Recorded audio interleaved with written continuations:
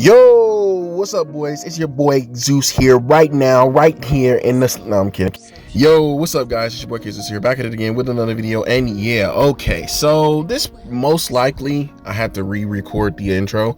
This most likely won't be coming out at 2:30. On the account of my internet access being really slow, but regardless of that, I'm gonna give you guys part one of what if Deku had all for one today. So I really do hope you guys enjoyed today's episode. It's gonna be really cool. Now we are gonna be doing this, little style of editing kind of for a little while until my computer get here, but let's stick with it. It's an OG way. So hit it. What the fuck going on? Yeah, I'm a rich motherfucker. Tell that bitch I love her. I'm just trying to cut her. So unlike other stories, we don't start off with Deku as a younger kid. As a matter of fact, we don't even start off the story with Deku. We start off the story with Inko. As Inko, for the past year or so, have been having the time of her life with her lover, and this time it's not going to be Hisashi Midoriya, but Hisashi Midoriya is going to play a key part in this story, I guess you can say. Let's just say she ends up marrying / being with All For One. All For One is going to be Deku's biological father within this series. Now, All For One has not told Inko what he actually does for a living. He just tells her whenever he's about to go out, or anytime he's about to take long trips. And the way he's gonna kind of hide his face, sort of. Well, the situation with All Might and everything has not happened yet, basically. And with that being said, Inko is actually currently pregnant with a young Midoriya. And after some time, she does end up learning exactly what All For One does. So let's get into the story. As Inko begins to think to herself of ways that she could just be with the person she loves. I mean, he does bad things, but that's not entirely who he is, right? On one night, she ends up going to follow him into one of his many meetings that he ends up leaving in the middle of the night for. Something that she's always been curious about, but never really checked her own self. With that being said, though, Inko ends up leaving to go and check just to go check and see what kind of person he is whenever he's working. And without fail, she ends up following him successfully. And let's just say when she sees what he does, it makes her stomach turn. She begins to vomit after seeing the visceral of what he just did to one of his followers, one that failed him. She begins to think to herself, what if he does that to me? What if he does that to our son? I can't let that happen. So as the months go and Inko begins to show her pregnancy, All For One is excited and elated. He begins to think to himself that All Might is starting to grow in power, so he's going to have to deal with this before his son's birth. He ends up leaving a pretty amazing bodyguard, one with a fire-breathing quirk, as well as another quirk that we'll kind of leave off for now. With that being said, he leaves Hisashi Midoriya, someone who's very close to Inko. As a matter of fact, in this storyline, he and Inko are actually going to be pretty close friends way before they met All For One. Hisashi Midoriya was kind of down in his luck and his family was poor. So the only way he could make money to support himself as well as his family, his sick mother and his disabled father, is to turn to a life of crime. Inko tried to stop him, but she knew that she couldn't just talk him out of trying to help his family. So with that being said, Inko ends up becoming a villain, and slowly but surely he begins to climb the ranks to the point to where he's pretty important in the villain underworld. A lot of people fear the name the Black Dragon of Japan. The Black Dragon of Japan, aka Hisashi Midoriya. See, not too many people know about his Midoriya Himando, which is actually gonna kind of bold in Inko's place, basically. With that being said, Hisashi begins to ask her if she's going to go through with her plan. He'll do anything he possibly can to help her, and he'll go along with her plan. She then tells Hisashi that it's also his chance to run too. I know he hates doing the jobs that All For One has been giving him. She says why Hisashi begins to ask and question why did she all of a sudden start to call him All For One? Because that monster. I can't love a monster like that. The way he treats people. How do I even know he truly loves me? How do I know I'm not some type of trophy or something? And if I do one bad thing, I can only just imagine what he'll do to me. It's okay. I won't let him hurt you. I won't even let him hurt the little guy either. What are you gonna name him? Izuku? Is he gonna take his father's last name? No, I just can't. It'll hurt too much. He's almost already gonna have his father's white hair. Yeah, pretty much gonna look like his father. But hope he gets your eyes. She begins to blush at this, but then so does Hisashi, and the two begin to start to work out the plan. As a bunch of villains begin to break into an unknown house, Hisashi set this up so that he can end up fighting against the villains, but it's gonna slip out to where one villain actually ends up kidnapping, and he's gonna be bringing in a friend, someone who's been trying to get rid of Inko Midoriya, someone who's been distracting his master, Ujiko, Dr. Ujiko. Well, are we going to do the plan? I want to get rid of this wretched woman. Hisashi, you take her far away. I don't want my master to be distracted by the woes of this woman. She's going to make him weak. Shut up, Ujiko. You don't know anything about her. She's stronger than you'll ever know. Sure she is. Whatever. Let's get it on with it. I've made the duplicate body. It'll most definitely trick our master.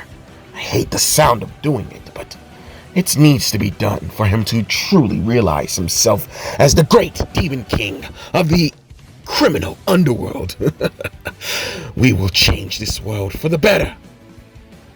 Ujiko begins to start unzipping the bag of the fake duplicate body, and Inko actually ends up getting into the car. And the story goes like this. Ujiko was driving away to get away from the villains as Hisashi fought against a large group of them. Hisashi lets himself get beat up. Even though he has superior martial arts skill, the villains torch the house and Inko drives off, faking a car crash. Both Inko and the baby are found quote-unquote dead. We end up fast forwarding a little bit into the future, and Deku is actually 4 years old. Inko doesn't really want to show, make sure that Deku knows the world because of her fear that one day All For One might find her, but she does let him go to school in a few cities away from where they were originally. That actually helps. Deku ends up having somewhat of a normal life, but he's still somewhat sheltered. Hisashi does everything he possibly can to make sure that Deku can protect himself from absolutely anything. And Inko actually ends up taking the last name Midoriya, which is why Deku will still be known as Izuku Midoriya. With that being said, we'll still kind of refer him to as Deku, but for the story's sake and pretty much just to stick with canon as much as possible, Deku's last name will be Midoriya and not Shigaraki, which that is the canonical last name of All For One, I guess. Anyways, with that being said, Deku ends up growing up in a somewhat sheltered life. He's a lot more intelligent because Hisashi and Inko both kind of help him for the first couple of years. He was a little bit homeschooled until he can get everything down packed, their story and everything like that. And also so she can make sure that his quirk doesn't just pop up out of nowhere. See, Deku was born with the same hole in his hand similar to All For One. So that does have a big indication that he's going to gain the quirk. She's just not sure when this is going to happen. Anyways, she makes sure that Deku has self-control, but he does show little signs of having a slight anger issue or anger problem whenever he's overly frustrated. See, Hisashi tries to mellow him out with a lot of martial arts training, since Hisashi is a master martial artist, and he is also known as Hisashi of the Black Dragon. The Black Dragon being a somewhat four-man team that Hisashi created himself, with him being the Black Dragon. Then we have an Azure Dragon and a Red Dragon and a Green Dragon. Pretty much, he kind of had like a little strike team that went around fighting criminals for All For One, so that they would join All For One. It's crazy. But after the All Might fight, in the same night as the All Might fight, Deku ends up, being born. It was the same time that she kind of faked her death as well.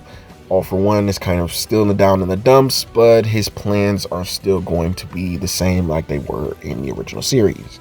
This time, he had to make sure that he grabbed another child so that he can get his successor. He thought that his son would be his only successor, but it is what it is. We're just going to kind of, leave it at that. His new plan is to become the next generation All For One, the same way he does in the manga. And if you guys are not caught up, I'm not going to spoil it for you. Just know the manga is still going, and it might be the last year for it, but regardless of the fact, we're still going to be doing some dope ass MHA content on this channel, while also doing other things. Let's get back to the story though. As Deku grows up and is extremely skilled in martial arts due to his natural ability as well as his natural intelligence, Deku ends up learning a lot faster. He's able to read at a higher grade level. He's also able to do pretty hard, math and stuff like that. And that's all due to his father's genes and his father's perfect genetic structure, I guess you can say. And due to him most likely going to be gaining the quirk All For One, let's just say things are going to be a little bit different. As Deku grows up and him being a late bloomer, he does get bullied by Bakugo, but his martial arts training also allows him to kind of make sure that it's sort of even for him and young Bakugo at the time. But this is kind of how Deku discovers his quirk. On the day Deku tries to protect the kid, just like he did in the original series, Deku's a little bit more serious in this one and a little bit more determined as well as confident in his ability. Bakugo gets into a fighting stance and begins to rapidly blow explosions at Deku, which Deku easily dodges out of the way. Then the flying kid comes in swinging at Deku, but Deku kicks the flying kid out of the sky, and Bakugo, gets back up and gets into a fighting stance. And due to his father being like a martial artist as well, Deku and Bakugo are kind of at even neck and neck, for both of them being, having natural martial arts skill. Bakugo having a little bit more of an edge due to his explosions, and Deku, having a little bit more experience in terms of martial arts due to his extensive training. The two of them begin to fight against each other, and it seems pretty even, and the other kids don't really want to jump in since Deku kind of hurt them already. One of their noses is bleeding, and the other one has a black eye. The other kid who was behind Deku is basically cheering him on, and he's going to be kind of Deku's sidekick. We're going to call him Inachi. Just kind of like a little kid. Inachi is pretty cool. He has a sort of weak quirk that allows him to detect bugs. He can detect bugs wherever he wants, and that's why Bakugo was bullying him. Let's just our headcanon, you know what I'm saying? Anyways, as Deku begins to fight against Bakugo, something strange happens. Deku begins to feel an energized sensation, and Bakugo, on the other hand, feels pretty drained and not sure what's going on. After falling onto his knees, Deku begins to create small explosions and smiles at Bakugo. Bakugo begins to look pretty scared that Deku just took his quirk or copied it or whatever the heck it just happened, but he feels so sick and woozy, like he can't stand up at all. Deku says, "I'm not gonna give this back to you if you don't stop being a bully." Bakugo like, "Give it back, you jerk. I was just kidding around." "Sure, you were, but that doesn't seem like it to this kid." Stop bullying people, you jerk. And Deku, not sure how to get it back. He just instinctually just touches Bakugo's shoulder, and the quirk goes back into Bakugo without Deku really thinking about it. It just, he felt like he had to hand it to him, like he was handing him an apple or something, and that's kind of how he visualized it. Deku's intelligence kind of helped him learn how to use his quirk pretty easily and pretty, instinctually. Regardless of the fact, Deku rushes home and basically explains the whole ordeal to his mom. She then cleans him up from all his scuffles and washes his dirty clothes, and the day that she feared the most occurred. Deku gained that quirk. She then tells Hisashi, who is right now in the US doing a job. Basically, he still hasn't really stopped being a villain, just somewhat less of a murderous maniac and more of an enforcer for several different organizations that kind of have their toes in illegal situations. He's right now in Las Vegas helping a bunch of mafia bosses take down another, gang basically that's been stealing money from them, and they're going to be paying him $20,000. He sends $10,000 back to Inko, so her living situation is a little bit better. They don't live in an apartment. As a matter of fact, they live in a small house, and it's pretty, I wouldn't say small, it's pretty decent for just two people. I'd probably say like a 4-bedroom house, two bedrooms downstairs, 2 bedrooms upstairs. Pretty cool, decently house. Anyways, regardless of the fact, that doesn't mean anything. Basically, she begins to explain to Hisashi, and Hisashi reassures her that Deku isn't his father. That kid has a bright future ahead of him, and whatever he chooses to be, all you have to do is support him and make sure you give him enough love. I'm pretty sure that's something that All For One definitely didn't have, and you see what happened to him when you were in his life. He's gotten worse though. How worse? I mean, really worse. After his injuries to All Might, he's kind of gone off the grid. I haven't really heard too much, but the things I have heard, rumors, I'm not going to go too much into it, but they're very bad. And also, he might have another successor. Someone connected to All Might. I don't know who it is, but it sounds bad. Should we tell All Might? We shouldn't get involved in this at all. Regardless of the fact, just make sure that Deku is safe, okay? Yes, I will. You have everything? You have the gun I gave you? And as well as the other stuff? Have you been working on your quirk? Yes, I have. I promise I'll be able to protect him while you're gone. No worries. And you stay safe as well. Yes, I will. As after Hisashi hangs up the phone and Inko is a little bit more reassured, she begins to think to herself, maybe he can be a hero and turn our family's luck around. She then turns to Deku, a sleeping Deku in his bedroom, after having thought about it through dinner. She begins to tell him that she's going to make sure she does everything in his power to help him realize his true dreams. Whatever it is, she'll protect him and support him. So, after that day, Deku does a lot of training with his quirk. And I mean a lot. Deku, instead of kind of doing the whole beach training, he does a lot of weight training. He also continues his martial arts with Hisashi every once in a while. And he has learned a few other martial arts styles as well. Hisashi currently is a jiu-jitsu master. He's a master of Muay Thai.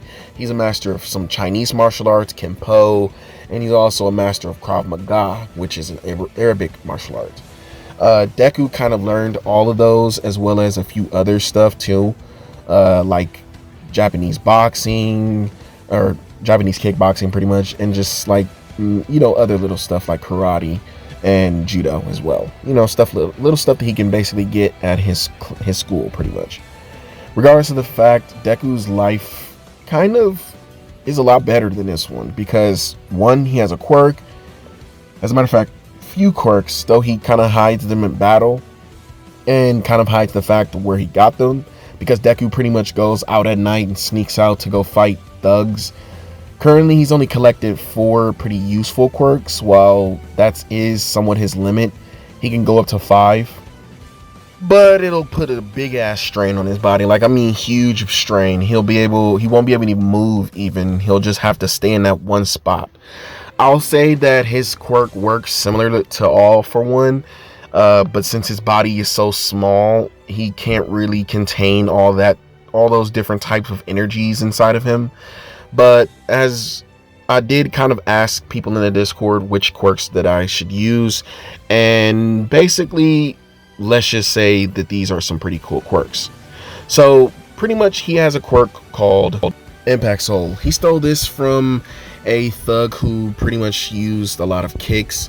So Deku kind of is capable of gaining kinetic energy in his feet, which can kind of like allow him to burst. It can also increase his leg strength, which allows him to jump at far distances and also be able to kick with very powerful kicks. Now he also has another ability called Accelerator that allows him to kind of accelerate his energy using another form of kinetic energy.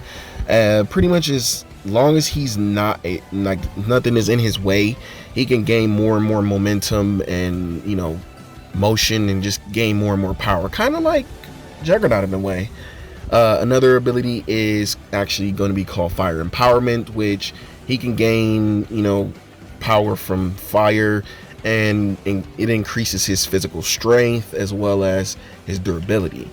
And last but not least, he gains an ability called Portal, where basically he can create a portal to anywhere he's been before or anywhere he sees in front of him, and basically stuff behind him as well. He can create a portal big enough for multiple people, or he can create a portal small enough for himself or objects that he just wants to throw around, basically. But those 4 quirks are going to be his starter quirks, and later on he's going to basically be able to do other stuff too. Anyways, as Deku is a lot older and things are a little bit different for him now, Bakugo doesn't really bully him. As a matter of fact, Bakugo and Deku's relationship is completely that of like rivals. I'll say that Bakugo respects him. I won't say that he'll leap to be his friend. He just sees Deku somewhat of as a show off sometimes, but Deku genuinely just wants to help people, just like All Might basically. And he does still have admiration towards All Might.